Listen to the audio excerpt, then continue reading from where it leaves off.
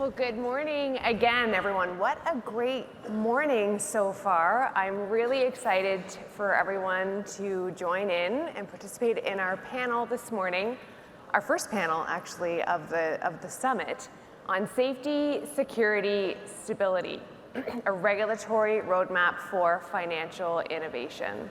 So I think this is going to be a really great opportunity to bridge some of the conversations we've had this morning around technology and innovation, and let's bring a regulatory view to it. So please, I'm really happy to have all of you join me this morning. So we've got Leah, Sarah, Supriya, thank you and welcome.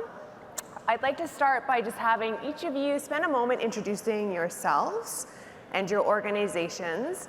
And if you can please put a particular emphasis on the work that you're doing in preserving financial stability and security while supporting innovation and growth. So Leah, we'll start with you, please. Okay, well, thank you so much, and it's really a pleasure to be here today. Payments is very close to my heart. Fun fact, it was my first job in Canada, or in the government in 1993, coming out of school almost 30 years ago, so it feels like home being here. I am Leah Anderson. I am currently President and CEO of the Canada Deposit Insurance Corporation. We are part of the financial sector oversight agencies that oversee the safety, soundness, and security of the financial system, alongside our regulatory colleagues at the FCAC and FINTRAC. And we are at CDIC, in that context, very much focused on protecting depositors. And we do that in three ways. First of all, by providing deposit insurance. Secondly, by acting as resolution authority, that is making sure that we have the ability to deal with failures of financial institutions should they occur, and overall promoting financial stability. So in terms of how we fit in terms of promoting innovation, it really is providing a safeguard for depositors in that innovation. So as we know, digital banking channels and payment systems and just banking platforms generally provide both opportunities and risks to consumers. In terms of opportunities, very clear in terms of consumer choice, consumer convenience, and consumer value. In terms of risks, there are risks to depositors through placement of funds through these banking channels and payments platforms in terms of the overall safeguarding of those funds. And in terms of financial stability, the risk is through these platforms that money can move at lightning speed. And we saw that with the banking failures in the United States last year, in particular at SVB, where in that case, funds moved $1 million per second out of that institution. And those were uninsured deposits for the vast majority of the deposits that moved. And what is CDIC's role in that? Well, overall, we provide the safeguard against those key risks. We protect depositors in the safety of their money, and we preserve financial stability by providing that confidence to consumers that their money is safe when they place it with a financial institution. Great, thanks, Leah. Sarah?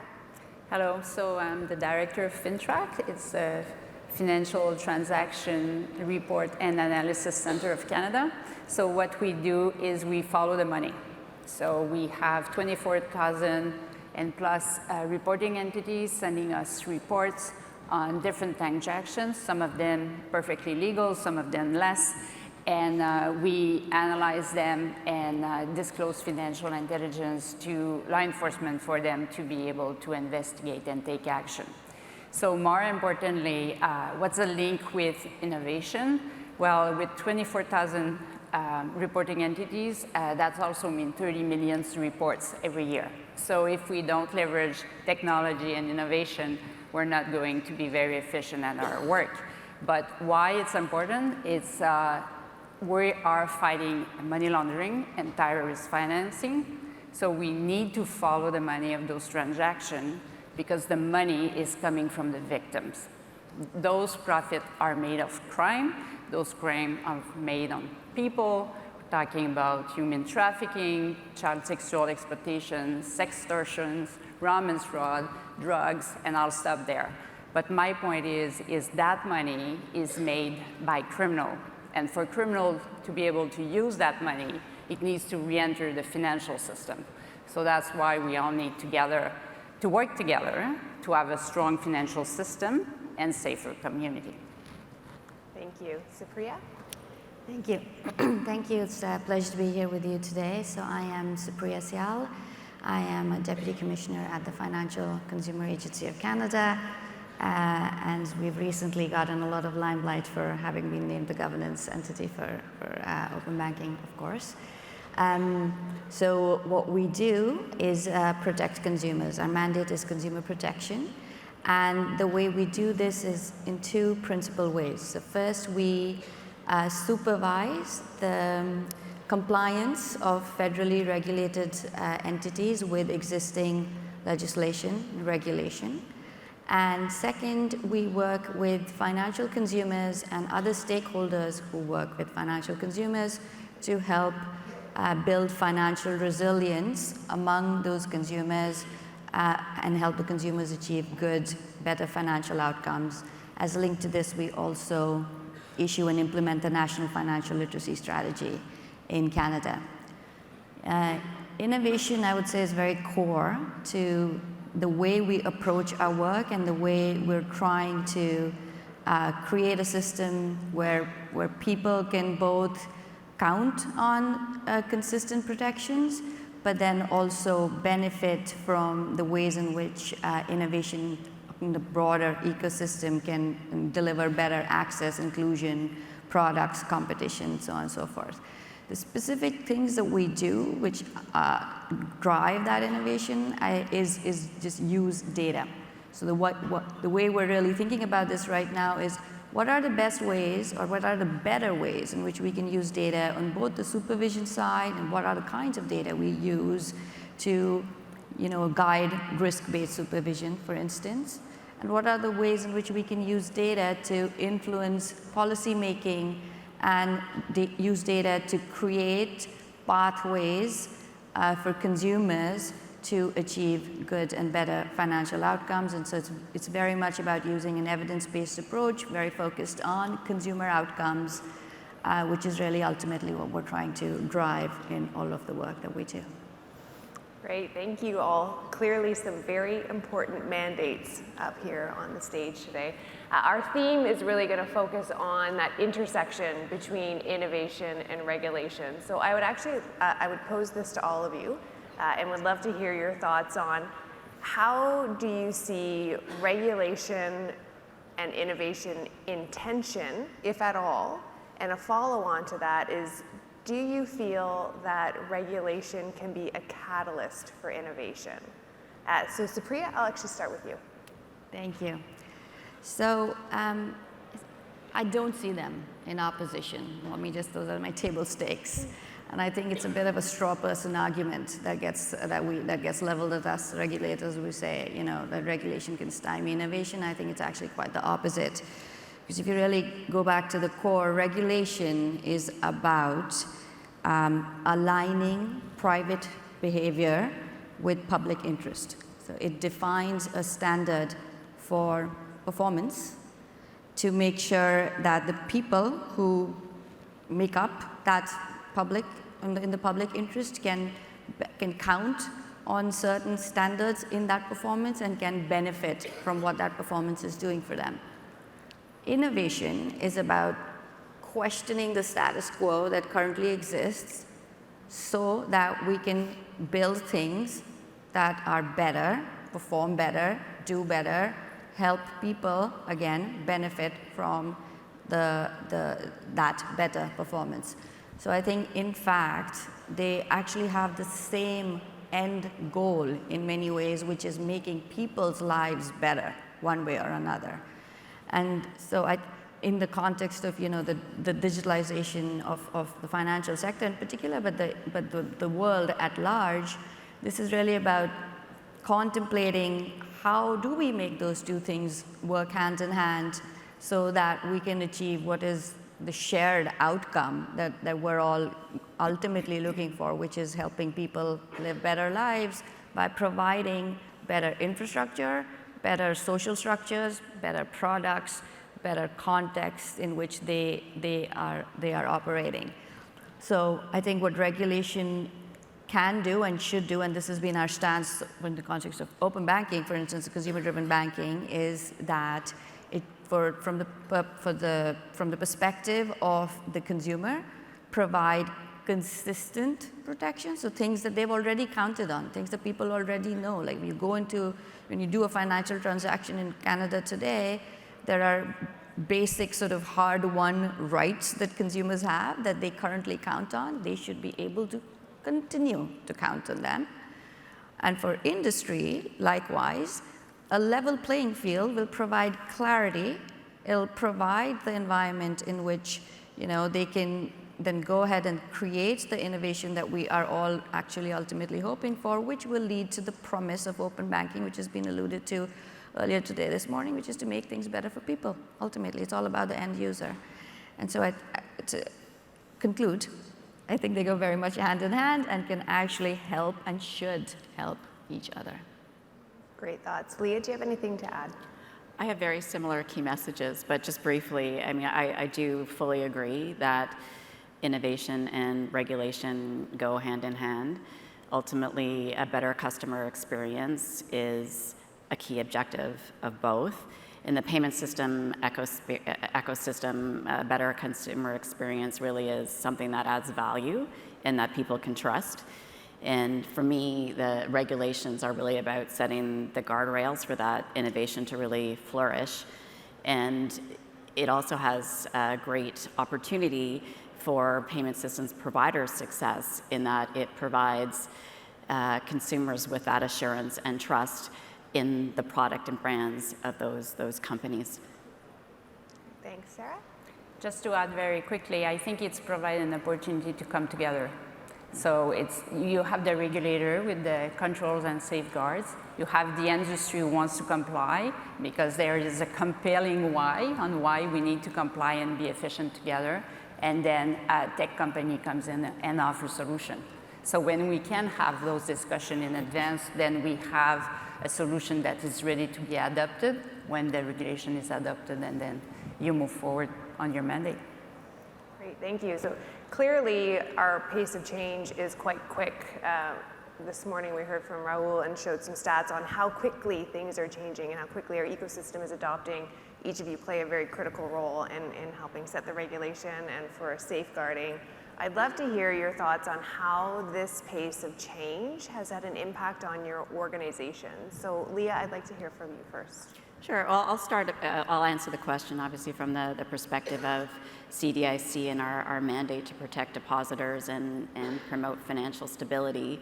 So in terms of the pace of change in the deposit and payments ecosystem, it's been a rapid pace of change, and that has inspired at CDIC or motivated a study that we are doing on the deposit insurance system, so which is really looking at trends in depositor savings patterns, their behaviors, as well as how that interfaces with various changes in the economy and the financial system more broadly. And the study is assessing in that context of change, the appropriate scope and coverage of deposit insurance so that consumers remain protected and it's fit for purpose given the pace of change. And you may be aware that the Department of Finance announced in the most recent budget that they would be launching a deposit insurance review. So they will be taking the findings from our study and consulting with Canadians on the future of the system. So that's very exciting from a CDIC standpoint that will continue to evolve the framework to ensure that it provides the protection that consumers need. And secondly, on the resolution preparedness front, I mentioned earlier lessons learned from or observations from recent banking failures in the United States and internationally. Key takeaways from those are, one, from a risk perspective, you can never be complacent. We have an excellent regulatory system in Canada, but risks can manifest in different ways. And secondly, We just need to be laser focused on being prepared in the event of a troubled institution or a failure event. So we're doing this in a few ways, addressing those trends. One is just in our risk assessment methodology and approaches. Secondly, in our resolution strategy, so just being prepared for a very fast burn if an institution does get into difficulty, given the speed at which liquidity can move out of an institution and the contagion effects that has. So that it makes us focused on different tools and combinations of tools to reinforce financial stability. Another element is on testing. We take it very seriously, including with our financial institutions that we oversee for their resolution plans, to regularly test their preparedness so that we're good to go in the event that a crisis manifests. And lastly, just really active work on coordination within the safety net and regulatory partners to manage trouble when it comes, and with the financial institutions themselves, and more broadly with our provincial partners that have different roles in the regulatory system, and our international counterparts that are really important in coordinating preparedness given the global reach of many of our financial institutions. Thank you. I'm sure there's no shortage of impact on FinTrack, and we'd love to hear from you, Sarah. Yes, so with all the increase of the technology available for every single transaction, it's easier and easier to multi-layer a transaction to hide the transaction you want to hide. So following the money in a digital world is just more and more difficult every day. So if we don't leverage technology to fight against those criminals or are actually using the legitimate services to actually hide their transaction away, we won't be able to win this fight. Thank you. So we've heard a lot this morning, and to shift gears just a little bit and move into partnership and collaboration. We've heard this come up in a few of our conversations this morning so far, and sort of the importance and key that partnership and collaboration can play.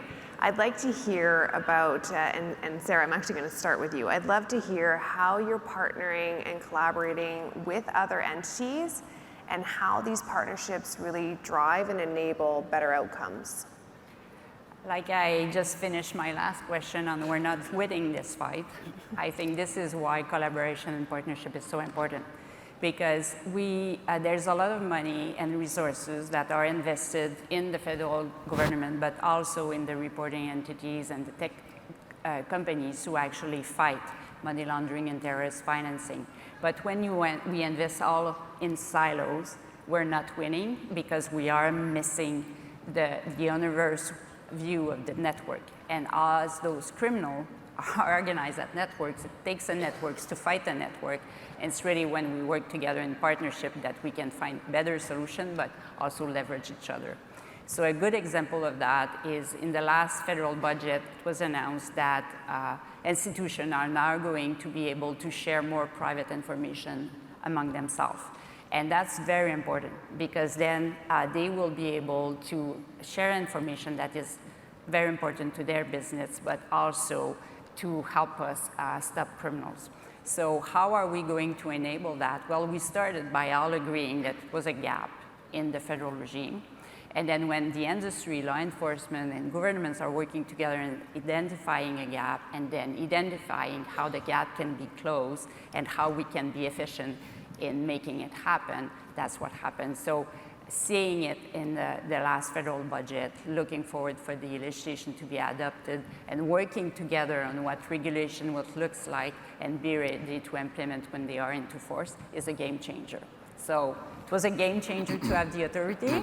We're almost there, and it will be a game changer to work together to implement it. So if you take that example and multiply it, this is what we can do when we work together.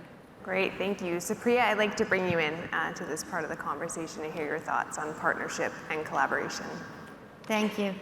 So I'll speak to one part of our mandate, the financial literacy part of our mandate, because that's really, I think, a key example of how we do this. So as I was mentioning, we have a national financial literacy strategy. As linked to the strategy, we have a measurement plan.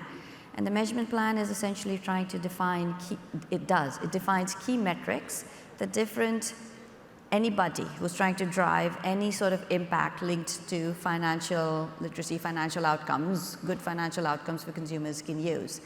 And it is at its very, very core. I mean, I speak of it like as we were trying to define a common language. So you're using the same metrics, I'm using the same metrics to measure the same thing. But the premise really is interoperability in a very, very basic way, where we're saying, what is the technical standard for data that we are gathering that we can then use, other people can use, so that we can collectively know what works and what doesn't work. And we can collectively stop doing that which doesn't work and ideally do more of that which does work. So as part of this is this entire exercise is fully based in stakeholder collaboration, because we are obviously one organization. There are over 30 million people in this country. Doesn't know where we're going to reach them. The way we do this is working with stakeholders across the country, specifically linked to the measurement plan. We have adopters. So these are people who have agreed to share data and to use these metrics. There's 29 organizations, some of which represented in this room, major organizations in this country, who have signed on to be adopters of the measurement plan, so that we can start to define sort of this standard. And in addition to that, we work with hundreds and hundreds of stakeholders across the country. And also we work with stakeholders internationally to drive experiments, interventions, other research that basically can show what works to help people achieve better financial outcomes and what is not as effective. And then the last thing I'll say is, of course, we work very collaboratively with the organizations on the stage.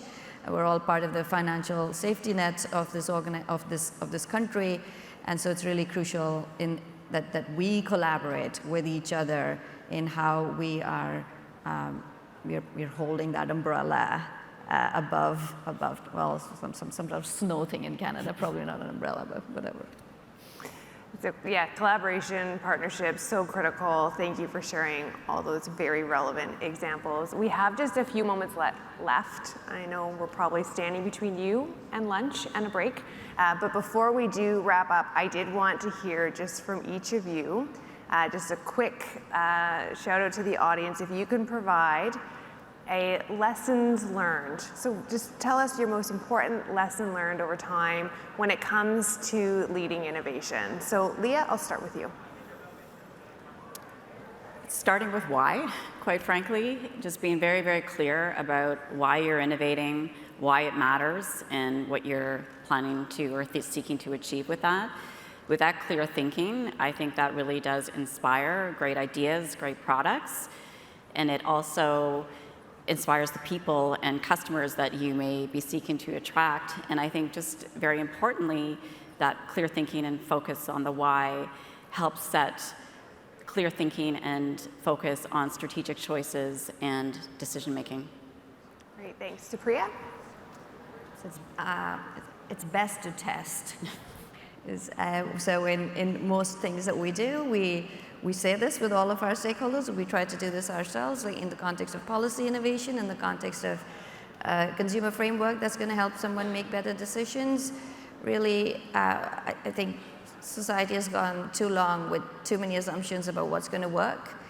So, and most of those assumptions have proven wrong, in fact. So what we really need to do is test whatever it is that we're trying to execute on, implement ultimately, so that we know if it's going to do what we want it to do. Great. And Sarah, we'll end with you. I think it starts with the people. They need to know why, and they need to know you have their back. Nobody is going to take risk if they don't know they have a safety net where to land.